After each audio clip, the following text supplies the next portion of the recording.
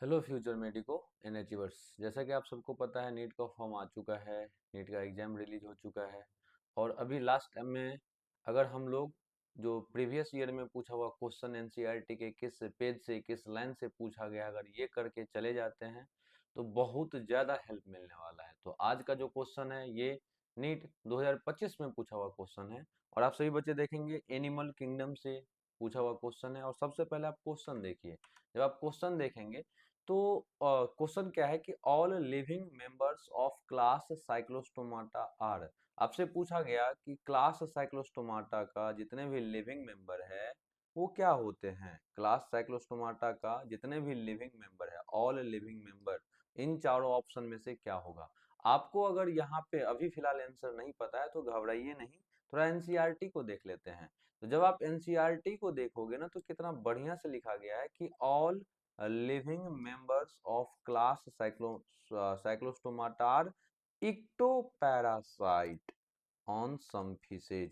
मतलब आपका जो क्वेश्चन है 2025 नीट का, ये यही इसी लाइन से क्वेश्चन पूछा गया था बाबू। तो आप इस लाइन को अच्छे से नोट कर लीजिएगा, बहुत बढ़िया से नोट कर लीजिएगा। लेकिन एक बात आपको बताता हूँ, देखो अगला साल यानी कि 2026 में यही क्वेश्चन पूछे, इसकी गारंटी थोड़ा कम रहेगा। लेकिन हाँ, इस पैराग्राफ से दूसरा क्वेश्चन पूछा जा सकता है, इसका प्रोबेबिलिटी या इसका गारंटी ज्यादा हो सकता है। तो आप एक काम करिएगा कि अगर पूरे एनिमल किंगडम से अगर कोई चीज आपको सबसे लास्ट में अगर रिवीजन करनी है तो आप इस पूरे पैराग्राफ को रिवीजन करके जरूर जाइएगा।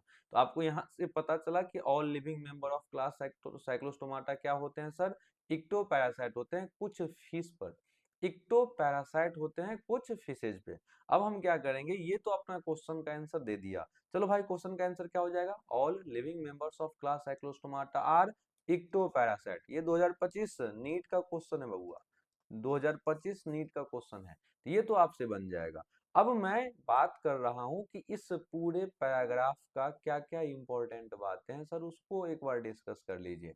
देखो भाई, हम अपने से नोट्स बनाए हैं, अपने तरीका से नोट्स बना के आपके सामने रख रहे हैं। आप सही बच्चे को थोड़ा हेल्प तो जरूर मिलेगा कि इस वे में अगर एनसीईआरटी को तैयार कर लेते हो तो अच्छा लगेगा और याद जल्दी हो जाएगा। देखो साइक्लोस्टोमाटा में सबसे पहला लाइन यही बता रहा है कि all living member are ectoparasite on some fish. Ectoparasite का मतलब, देखो इक्टोपैरासाइट दो टर्म से मिलके बना है। यहाँ हम बता देते हैं, इक्टोपैरासाइट इक्टो प्लस पैरासाइट से मिलके बना है। इक्टो प्लस पैरासाइट से मिलके बना है। इक्टो का मतलब होता है बाहर, इक्टो का मतलब होता है, इसका मतलब होता है आउटसाइड। इक्टो का मतलब होता है आउटसाइड। पैरासाइट का मतलब सिंपल सा यही होता है कि जो दूसरे ऑर्गेनिज्म पर डिपेंड करे भोजन के लिए। ये sir depend on another organism, depend on other organism, depend on other organism. जो भी पैरासाइट होगा ना वो डिपेंड करेगा दूसरे ऑर्गेनिज्म पर फॉर फूड। ये बात समझ में आया। तो इक्टोपैरासाइट का मतलब सर जो किसी दूसरे ऑर्गेनिज्म पे डिपेंड कर रहा होगा उसको तो पैरासाइट बोलिएगा। इक्टो का मतलब बाहर, आउटसाइड। यानी कि सर देखिए, इक्टोपैरासाइट का मतलब ये हुआ कि किसी अदर ऑर्गेनिज्म के बॉडी सरफेस पे जो पैरासाइट रह रहा होगा उसको इक्टोपैरासाइट कह देंगे। ये बात समझ में आया। तो साइक्लोस्टोमाटा के बारे में सबसे पहला लाइन है कि all living members are ectoparasite on some fishes. अब हम बात करते हैं दूसरा इंपॉर्टेंट बात का। तो साइक्लोस्टोमाटा वाला पैराग्राफ में दूसरा सबसे इंपॉर्टेंट बात क्या बोला गया है कि इसका इलोंगेटेड बॉडी होता है। वो इलोंगेटेड बॉडी का मतलब होता है लंबा बॉडी, इल लाइक बॉडी होता है। कैसा बॉडी होता है सर, इलोंगेटेड बॉडी होता है। अब एक्स्ट्रा बात क्या याद रखिएगा, इसका जो बॉडी होता है ना, किसका सर, साइक्लोस्टोमाटा का जो बॉडी होता है ना वो बियर करता है 6 से 15 पेयर गिल स्लीट का। किसका कितना पेयर बियर करता है सर, बियर का मतलब हुआ धारण करना, बियर का मतलब होता है रखना। यानी कि साइक्लोस्टोमाटा के बॉडी के पास, साइक्लोस्टोमाटा के बॉडी के पास 6 से 15 पेयर में गिल स्लिट पाए जाते हैं। क्या पाए जाते हैं बउआ? गिल स्लिट पाए जाते हैं। अब याद रखना, यहाँ से एक हिडन क्वेश्चन भी बन गया कि साइक्लोस्टोमाटा में रिस्पायरेशन किसके द्वारा होता है? तो गिल स्लिट के द्वारा होता है। देखो ना भाई, क्या प्यार से लिखा है कि इलोंगेटेड बॉडी जो है वो बियर करता है 6 से 15 पेयर गिल स्लिट को। किसके लिए सर? रिस्पायरेशन के लिए। यानी कि यहाँ से क्वेश्चन आ गया कि साइक्लोस्टोमाटा में रिस्पायरेशन किसके द्वारा होता है? तो जवाब जाएगा गिल स्लिट के द्वारा। तो सेकेंड पॉइंट भी याद रखिएगा। अब तीसरा पॉइंट कि Cyclostomata having sucking and circular mouth without jaw. बुआ साइक्लोस्टोम का मतलब समझो। साइक्लोस्टोम्स जिसको आप बोलते हो ना, साइक्लोस्टोम्स, साइक्लोस्टोम्स को ऐसे समझो, ये दो टर्म से मिलके बना है। एक होता है साइक्लो, साइक्लो का मतलब होता है राउंड, साइक्लो का मतलब होता है गोलाकार। एस्टोमाटा, एस्टोम्स जो है ना बउआ, एस्टोम्स, एस्टोम्स का मतलब माउथ होता है। एस्टोम्स का मतलब क्या होगा? माउथ होगा। ये बात समझ में आया? देखो साइक्लो का मतलब हुआ राउंड, एस्टोम का मतलब होता है माउथ। साइक्लो का मतलब राउंड, एस्टोम का मतलब माउथ। यानी कि साइक्लोस्टोम्स के बदले में क्या बोलेंगे? ऐसा ऑर्गेनिज्म जिसका मुंह कैसा हो सर? गोलाकार। सर राउंड माउथ वाले, राउंड माउथ वाले को हम क्या बोलेंगे सर? साइक्लोस्टोम्स बोल देंगे। ये बात समझ में आया? अब थोड़ा यहाँ देख लो, साइक्लोस्टोमाटा के बारे में बोला गया है कि इसका जो माउथ होता है ना, राउंड यानी कि सर्कुलर होता है। इसका माउथ कैसा होगा सर? सर्कुलर होता है।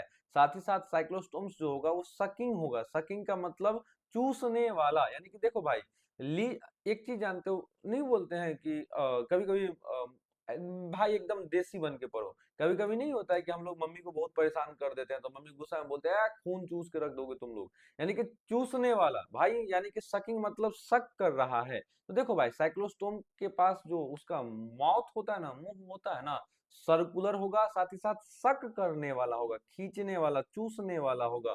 एक बात और याद रखना है कि सर इसका देखिए, सबसे पहला बात कि माउथ कैसा होता है, तो सकिंग एंड सर्कुलर। दूसरा बात, इसमें जॉ होता है या नहीं होता है? तो बड़ी अच्छे से यहाँ लिखा गया कि विदाउट जॉ, यानी कि यहाँ पे जॉ नहीं होता है। विदाउट जॉ यानी कि यहाँ जॉ नहीं होता है। एक बात एक्स्ट्रा बात याद रखिएगा, जहां भी जॉ नहीं होगा उसको एगनाथा कहेंगे। सर एग नाथा का मतलब होता है, एगनाथा का मतलब, एगनाथा का मतलब जहां जॉ ना हो।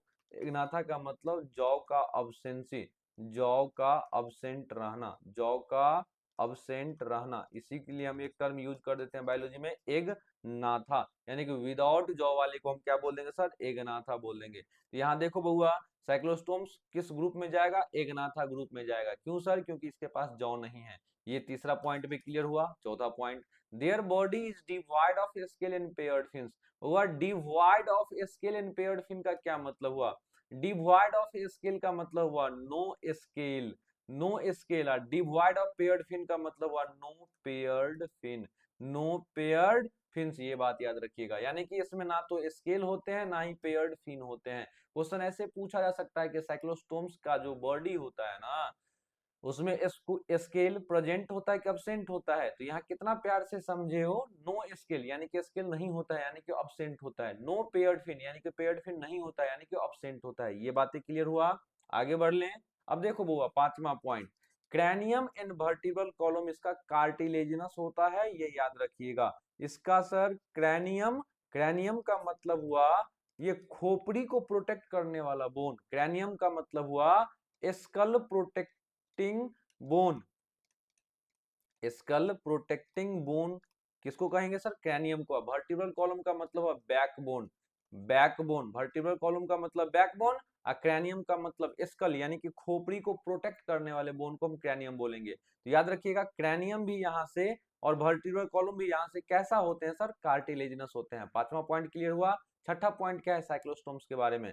कि साइक्लोस्टोम्स मैरीन होता है सर। साइक्लोस्टोम्स मैरीन यानी कि समुद्री जीव है, लेकिन वो माइग्रेट करता है spawning to fresh water. Spawning का मतलब हुआ देखो egg laying process, egg laying process यानी कि अंडा देने का जो प्रोसेस होता है ना किसी ऑर्गेनिज्म का, तो उसको हम स्पॉनिंग बोलते हैं। तो देखो साइक्लोस्टोम्स होता तो मैरिन है, लेकिन ये माइग्रेट करता है। माइग्रेट करने का मतलब देखो, माइग्रेट टर्म आप लोग लॉकडाउन में बहुत सुने होइएगा कि लोग यानी कि जो लेबर है वो माइग्रेट कर रहे हैं दिल्ली, मुंबई, पंजाब से अपने अपने होम स्टेट को। माइग्रेट करने का मतलब होता है एक जगह से दूसरे जगह चले जाना। तो देखो बुआ, साइक्लोस्टोम्स होता तो मैरिन है, लेकिन ये माइग्रेट करता है स्पॉनिंग के लिए। स्पॉनिंग का मतलब एग लाइंग प्रोसेस, यानी कि अंडा देने के लिए ये माइग्रेट करता है, यानी कि जहां वो रह रहा होता है वहां से उसको दूर जाना होता है, चलना होता है, वहां से हटना होता है,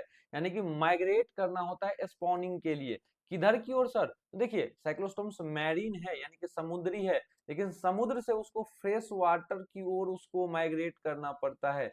समुद्र से फ्रेश वाटर की ओर माइग्रेट करना पड़ता है, किसके लिए? स्पॉनिंग के लिए। अब देखो, जैसे ही स्पॉनिंग हो गया यानी कि after spawning within a few days they die, यानी कि आफ्टर स्पॉनिंग अंडा जैसे ही दे दिया साइक्लोस्टोम्स, तो अंडा देने के कुछ दिन बाद with in a few days, कुछ दिन बाद वो मर जाता है। ये बात समझ में आया? अब देखो, सर्कुलेशन इसका क्लोज टाइप का होता है। सर्कुलेशन कैसा होता है सर? क्लोज टाइप का होता है। सर्कुलेशन क्लोज टाइप का होता है। अब आगे बढ़िए। क्लोज टैप सर्कुलेशन का क्या मतलब हुआ? क्लोज टैप सर्कुलेशन का मतलब हुआ ब्लो, इसका जो ब्लड है ना वो ब्लड ब्लड वेसल के अंदर फ्लो करेगा। क्लोज टैप का मतलब हुआ क्लोज सर्कुलेटरी सिस्टम का मतलब देखो, क्लोज्ड सर्कुलेटरी सिस्टम का एक मतलब होता है, क्या मतलब होता है सर? ब्लड ब्लड वेसल के अंदर फ्लो करेगा, ब्लड वेसल्स के अंदर फ्लो करेगा। ये इसका मतलब होता है, क्लोज सर्कुलेटरी सिस्टम का यही मतलब होता है। अब आगे देख लो, तो सर्कुलेटरी सिस्टम इसमें साइक्लोस्टोम्स में कैसा है सर? क्लोज है। Their larva after metamorphosis return to ocean. Metamorphosis का मतलब होता क्या है सर? मेटामॉर्फोसिस का मतलब होता है लार्वा से एडल्ट बनना। लार्वा लार्वा से एडल्ट बनना, लार्वा से एडल्ट बनने को हम क्या बोलते हैं? मेटामॉर्फोसिस। तो इसका जो लार्वा होता है ना बउआ, किसका लार्वा सर? साइक्लोस्टोम का जो लार्वा होता है वो मेटामॉर्फोसिस के बाद वापस से ओशियन यानी कि समुद्र में चला जाता है, यानी कि वापस से मैरीन बन जाता है। दो नाम याद रखिएगा, एक होता है पेट्रोमाइजॉन यानी कि इसी को लैम्प्रे बोलते हैं, एक होता है मैगजीन जिसको हम हैगफिश बोलते हैं। तो सभी बच्चे थोड़ा सा इस सीरीज के बारे में एक दो मिनट हम आपसे डिस्कस करेंगे। इस सीरीज में आपको क्या मिलेगा? तो देखो भाई, आप सबको पता है कि नीट के लास्ट दिनों में आप घबरा जाते हो। लास्ट दिनों में ज्यादा सिलेबस दिखता है आपको, ज्यादा सिलेबस दिखने लगता है, ज्यादा सिलेबस और टाइम कम। तो इस